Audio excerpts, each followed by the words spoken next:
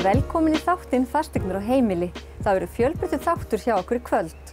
Við ætlum að byrja á því að heimsækja Margréti Leifsdóttur, arkitekt og heilsumarkþjálfa. Við ætlum að fá að kynnast hennar heimilisstíl og lífsstíl. Við skreppum líka til Grindavíkur og hittum þá Hilmar Sigurðsson og Axel Ómarsson sem eru búin að opna stað Bryggjuna Café. Það verður gaman að líta til þeirra og sjá nýja staðinn. Við heimsækjum einnig fyrirtæki Nostru og heilsum upp á hann Stefán Geir Þorvaldsson framkvæmdastjóra og fáum að heyra tilurð fyrirtækisins og þá þjónustu sem þar í boði. Takk kærlega fyrir að bjóða okkur heim, Margrét. Mín ánægja. Virkilega fallegt heimili sem þið eigið og ég tek eftir því að hér margt í svona sínu upprunalega horfi. Er það ekki rétt hjá mér? Jú, algjörlega. Takk fyrir það. Jú. Þetta er náttúrulega afi byggði þetta hús og bjó hérna með ömmu og pappa. Já. Og hann var náttúrulega bara ótrúlegur snillingur, sko. Já. Og það er algjöru forréttindi að fá að búa hérna. Við keyptum svo húsið 2007 þegar afi var orðið 93 ára og fannst þetta orðið of stórt fyrir sig einan. Þá var amma dáin og pabbi löngu fluttur út og svona. Já. Þannig að þá fluttum við inn og við hefum bara, eina sem við breyttum var eldhúsið. Við opnum það og settum svona aðeins nýja innréttingu þar. Já. Og baðið. Og baðið? Já, það þurfti líka endurnýja það, annars er bara allt hérna eins og var. Já, það er alveg dásamlegt og líka svona þú hefðir tekið við húsinu en þetta er búið að vera í fjölskyldunni frá því að byggðu það. Já, nákvæmlega. Það er líka yndislegt. Það er mjög gaman og bræður minni líka og allir hafið tækifæri til þess að mamma og pappi að koma og vera hérna. Já, og bara njóta. Já, ég segi hvernig myndirðu lýsa þessum stíl? Er þetta ekki einhvers konar funkisstíl sem er svona blandað við örlítið af nýju? Jú, ég myndi segja það. Þetta er svona funkisstíl og það er líka, þú veist, all hlutföll hérna, allar stærðir og svona, þetta er allt svona frekar, þú veist, alls ekki útblásið, það er frekar svona bara mjög svona temmilega stærðir. Já. Og þetta er svona klassískur funkisstíl, ég myndi alveg segja það. Og svo teiknaði afi líka, það er svona auka íbúð hérna undir svölunum sem að teiknaði fyrir mömmu sína sem að ætlaði að koma og búa með þeim.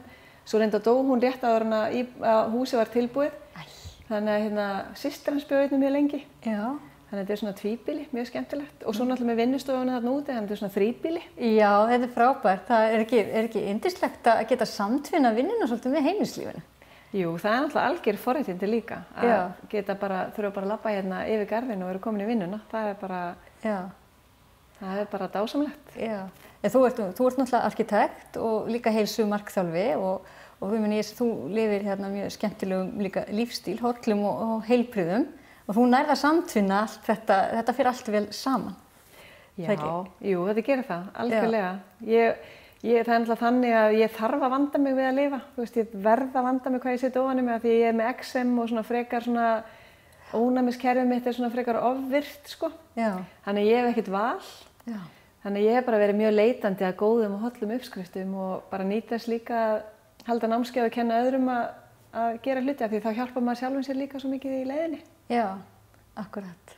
Þannig að það er mjög svona góð leið fyrir mig til þess að halda mér á réttri braut. Já, hvernig myndirðu lýsa svona eins og þínum bara heimilisstíl?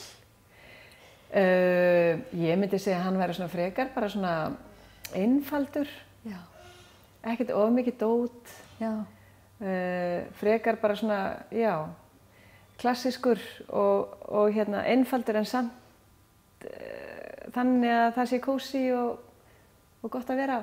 Já, þið þykir vænt svona gamla hluti sem eiga þessu sögu og heldur í þá. Já, mér þykir ótrúlega vænt að hafa fullt af húsgögnum frá afa, það er alveg bara að andi afa og ömmu svífur hér mjög sterkt yfir vötnum, sko. Já. Það er mjög hugulegt og gott að hafa svona tengingu við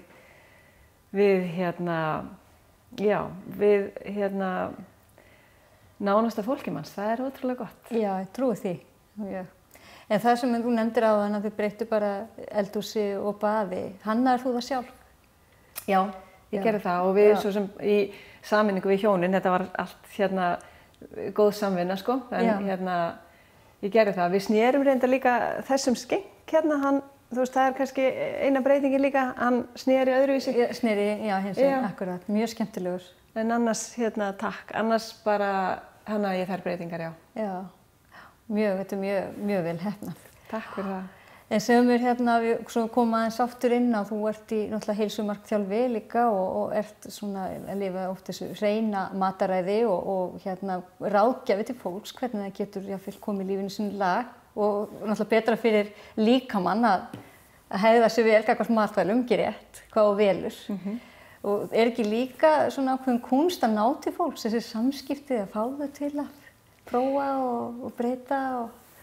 Jú, sko, ég lít á það þannig að þetta snúist alltaf að bara bæta góðum hlutum inn þannig að sé minna pláss fyrir það sem er verra fyrir þig, skilur mig. Já. Þannig að ég kannski ekki beint eitthvað svona, já, þú veist, mér finnst ótrúlega mikilvægt að líta á þetta alltaf með svona jákvæðan formerkjum. Já. Þú veist, maður ekki að fara í eitthvað og taka ykkur rosa mikið í burtu, nei, ég að fara að læra að búa til alls konar nýtt sem mér finnst rosa gott og langar til að borða. Já. Ekki bara eitthvað svona ég verð að gera það og bara þú veist, eitthvað svona. Nei, þetta er líka gott. Já, þetta er bara, þú veist, þetta er gott og þú hefur alltaf möguleika á að setja hluti í þetta sem þannig að þér finnst þetta gott. Já. En svo náttúrulega annað sem mér finnst ótrúlega mikilvægt og mikilvægara heldur en hollur matur, það eru góð samskipti. Já. Þú veist, það er bara hvernig samskipti áttu við sjálfan þig, hvernig talar við þig, hvernig samskipti áttu við þína nánustu, maka, börn, fjölskyldu. Já. Þar liggja oft heilsu meinin okkar, þú veist, þar liggja oft svona alls konar orsök af vanlíðan og þess vegna sjúkdómum, sko.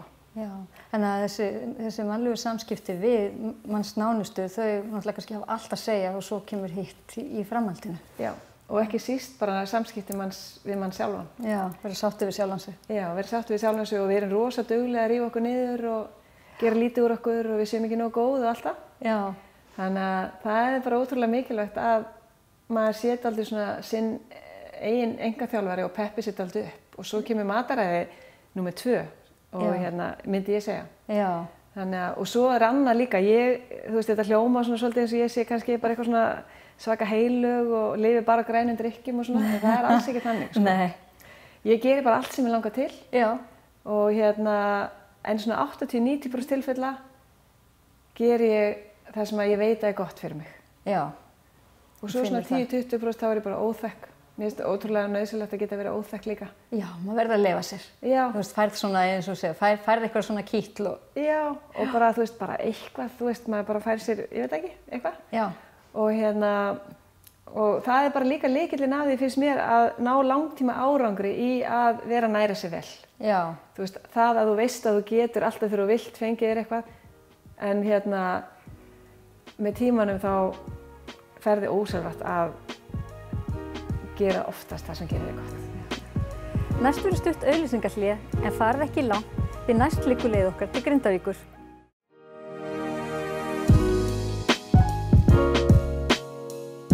Við erum komin hingað til Grindavíkur á bryggjuna Grindavík og ætlum að spjalla við þá Hilmar Sigurðsson og Axel Ómarsson. En þeir hafa farið í miklar endurbætur á kaffihúsinu hér og hér er komin stærðarinnar veitingastaður og menningarsetur.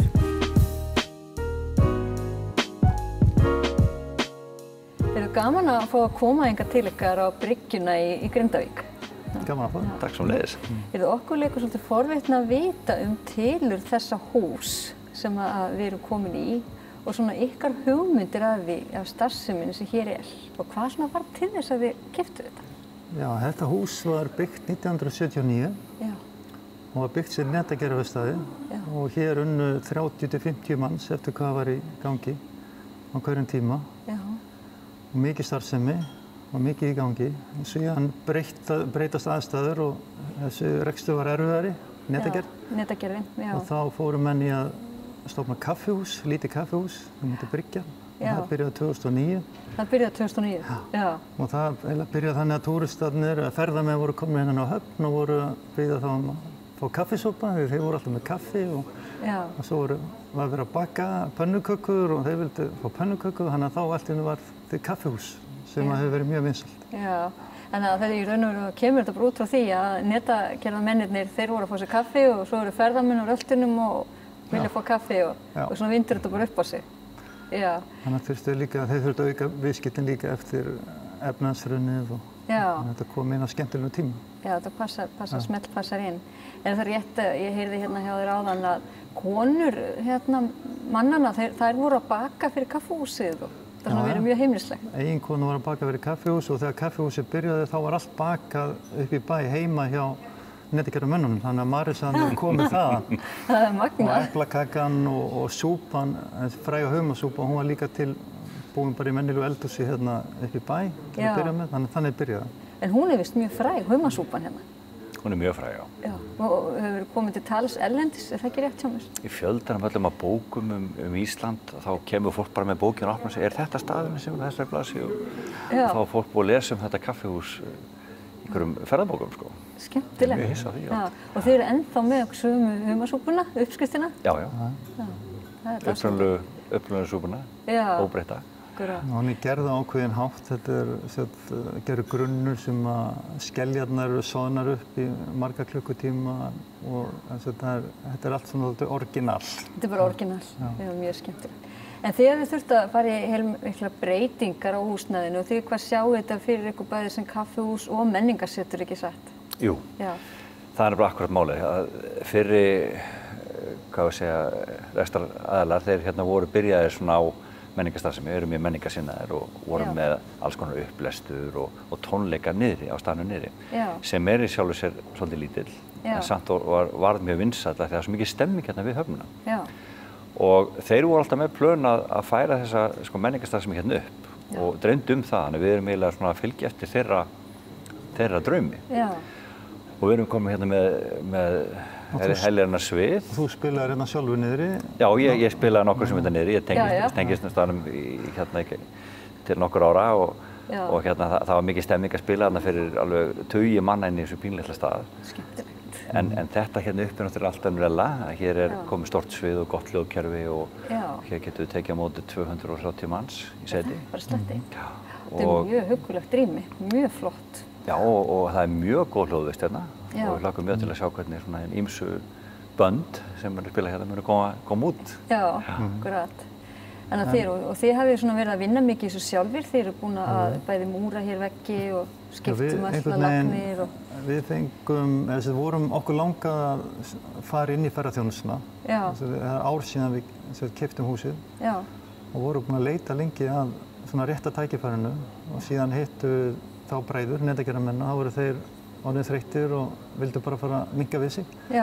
Þannig að þá var til að við keyptum þetta og okkur fannst þetta alltaf spennandi tækifæri. Þetta er alveg við Bláa lónið, Grindavík og við erum rétt hjá flugvellinum.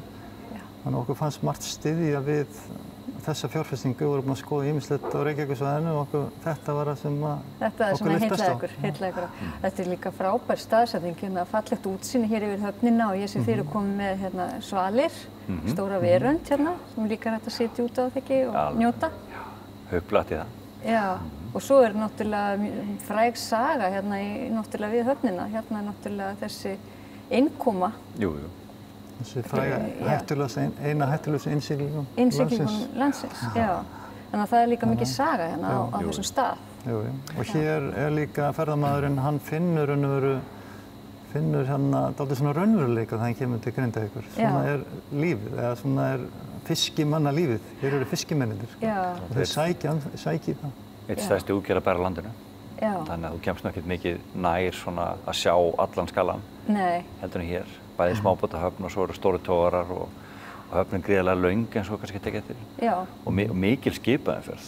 Já, það er það. Hérna daginn var nú bara raman, hvað var þetta, stórt svona lýsis olíuskip sem laði hérna bakkanum. Bara sem er lagt við höfnina. Já, og þetta er svo gaman fyrir fólk sem er hérna að borða að geta séð skipatrafikina. Já, bara upplifa þetta. Og svo kannski margir ferðamenn sem aldrei hafa séð sjóinn að fá bara þetta allt saman beint í æð. Það er ekki verra. Og það fer ennþá fram svona vinsla hér, Netagerð. Við ákveðum að halda í Netagerðina áfram, þannig að þeir eru bara í fullum rekstri hérna. Við hliðina á veitingastaðnum og eru að vinna hér daglega og fullu að þjónusta sína viðskiptavini. Akkurat. Þannig að þú ert að borða í Netagerðinni. Já, ég borða í Netagerðinni. Það er upplifunin. Það er upplifunin. Þetta er frábært. Þetta er mikið lyftistöng fyrir Grindavíkurbæ. Að hafa svona menningarsetur og veitingastað. Já, það er bara málið, eftir að Festi var náttúrulega tónleikastaðurinn þeirra, hann var það hóteli. og hér hefur ekki verið sko tónleikahús af þessari stærðargráðu í mjög mörg ár, þetta sé bara orðið 10-20 ár. Þannig að fólki hérna, ég finn það tala mikið um það hlakka til að koma hingað og geta hlusta hérna tónlist og koma inn í stað sem byggður fyrir þetta. Þannig að þetta vantar. Þið eru nýbúin að standa fyrir stórum viðburði, ég meina sjómannadagurinn nýliðinn. Já, heldur betur. Og þetta hefur verið alveg bara frábær upplifun, þegar ekki? Það var alveg frábært. Já. Og hérna bara sjómannalög og sipp-og-hói stemming og þetta bara svínvirkar. Svona, það er gaman að taka þetta svona. Og rock'n'roll með. Já, þið að fá þetta allt beint í æð. Já. Þetta er alveg glæsilegt. Og hvernig sjáu þið svo framtíðina fyrir ykkur svona? Já, við bara erum að veðja á að ferðabransinn verði áfram á fullu á Íslandi þráttur sé smá bakslag í gangi. Smá ágjöf. Þannig að við bara teljum að þetta sé til framtíðar, þá er þetta mjög vinsælt. En ekki líka Íslendingar duglegir að koma hérna, þú veist, ekki þannig að Íslendingar að kíkja inn á þessa nýju staði og heimsækja sveitarfélögin? Bestu kúnnarnir oft eru Íslendingarnir sem koma frá Reykjavík og þeir fá sér marísköku og ekkert að spara við sig. Nei, nákvæmlega, þetta er stutt. Þetta er svolítið flóra, eins og í fyrra, sko. Þetta er svona sunnudagsbíltúrsfólkið, það kemur í kökusneiðina, eins og Hilmar að segja, marískökuna og kaffibollan. Og svo við hliðina á þeim, eða jafnvel út á palli, þar eru mótorhjólamenn, sko. Þetta er svo perfect túr að koma á mótorhjólinu, fá sér súpu og svo aftur heim til Reykjavíkur. Þannig við fáum alveg ótrúlega víðan hópa fólki sem kemur hérna. Þetta er flottur bíltúr. Og nýr hópur núna sem er að koma með meira, sjá meira, eru reiðhjólamenn. Þeir eru bara að hjóla svo fallið náttúrunina. Göngufólk. Þannig að það eru hjólahópar að koma til okkar. Og síðan eru að stækka matseðilinn. Nú erum við komin með plokkfisk, íslenska hátt og saltfisk. Og fiskurinn kemur bara hérna úr útgerðinni í Grindavík. Þetta er allt heima. Næsta húsi. Veitur á fólkinni í næsta húsi. Já. Þannig að það er bara mjög gaman að því. Já, þetta er dásamlegt. Það er virkilega gaman. Það verður gaman að fylgjast með ykkur og hérna ég ósku bara góðs gengis og ég bara hlakka til að koma og prófa. Takk hérna. Takk fyrir að koma. Takk.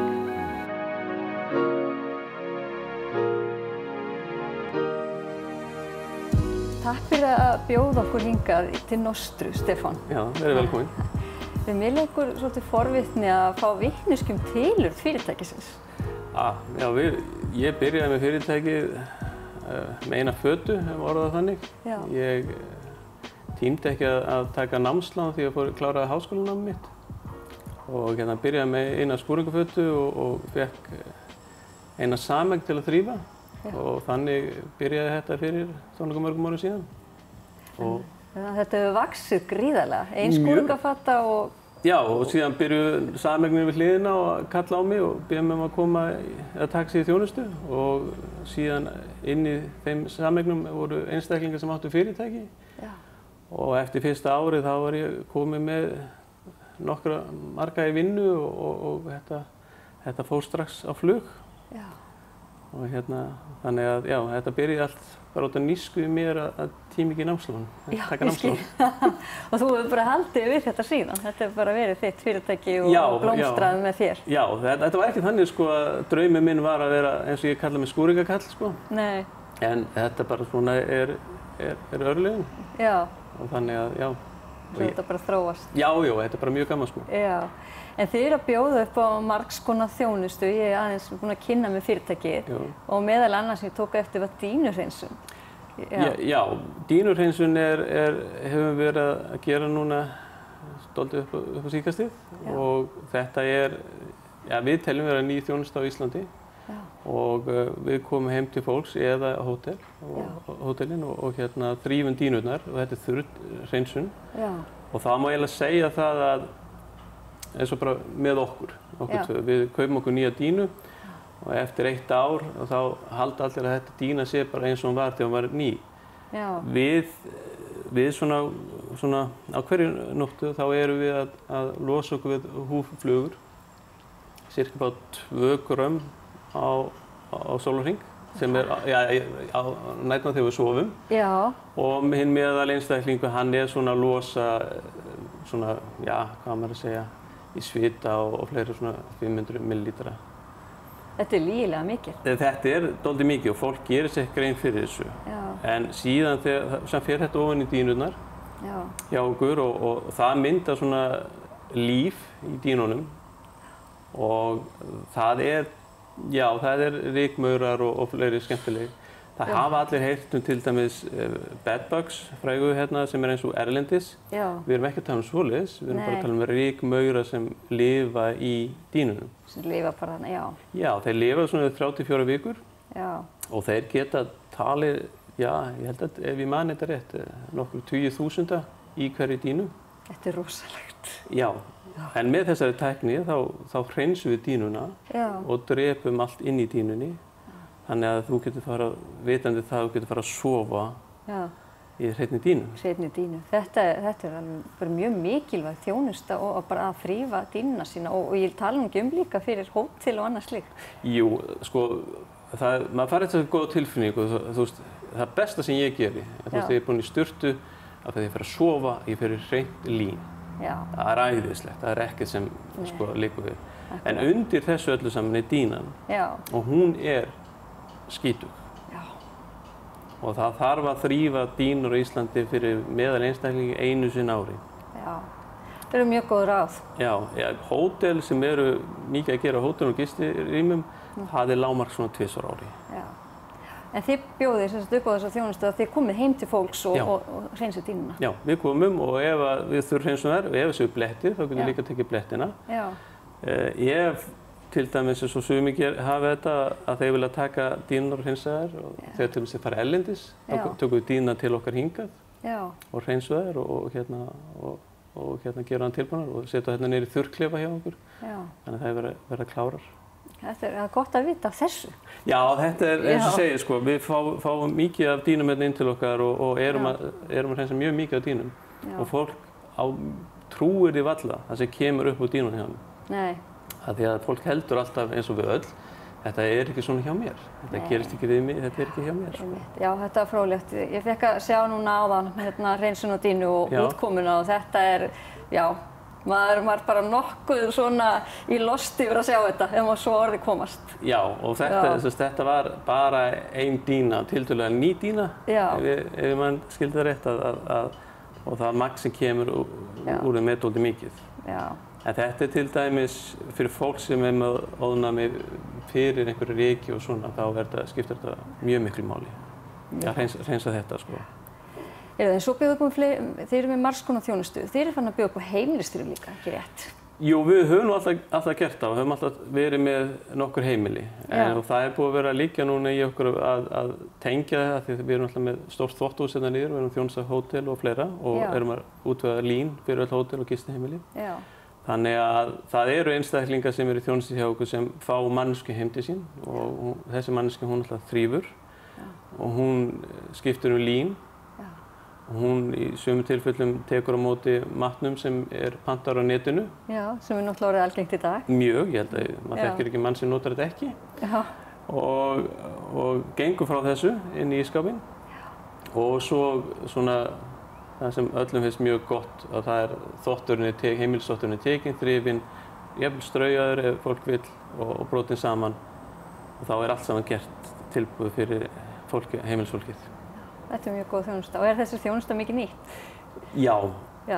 Það er eiginlega lúmst konum mjög mikið nýtt. Já, en það er náttúrulega fólk í dag, það er náttúrulega mikið á þunum og vinnan hefur aukist og báðir aðilar úti vinnandi, þannig að þetta er kærkomið. Já, þetta er kannski að horfa þetta þannig að fólk eru í stórum störfum og fyrir kannski einstakling sem getur verið 1 til 2 tíma lengur í vinnunni, komið svo heim og þarf ekki að gera neitt. Það er allt tilbúið.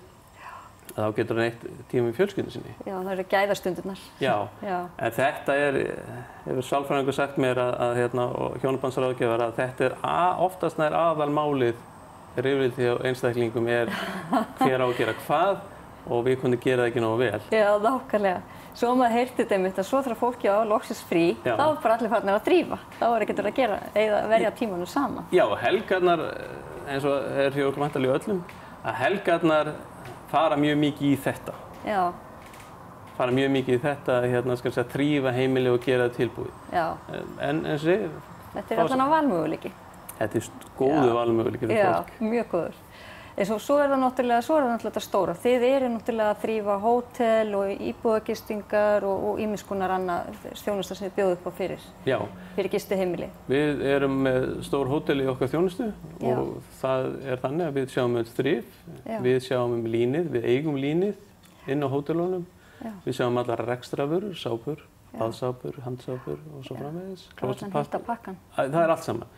Og þetta er alltaf breytilegu kostnaður. Það þýðir að ef hótelin selja ekki hótelherbergið yfir nóttina, þá þurfa ekki að þrif og þar lendi þurfa ekki að borga okkur. Þannig að fyrir staðinn fyrir með staff eða starfsfólk í vinnu, að þá er það með breytilega kostnað hjá okkur og þau bara borga okkur ef þau selja herbergin. Já, mjög gott. Já, mjög góða. Það eru gaman að fylgjast með ykkur og ég þakka kærlega fyrir þennan fróðleik og ég vissi ekki af þessu öllu saman og þetta er mjög gott að vita. Takk fyrir. Fleira verður ekki í þættinum að sinni en við sjáumst að viku liðinni. Verið þið sæl.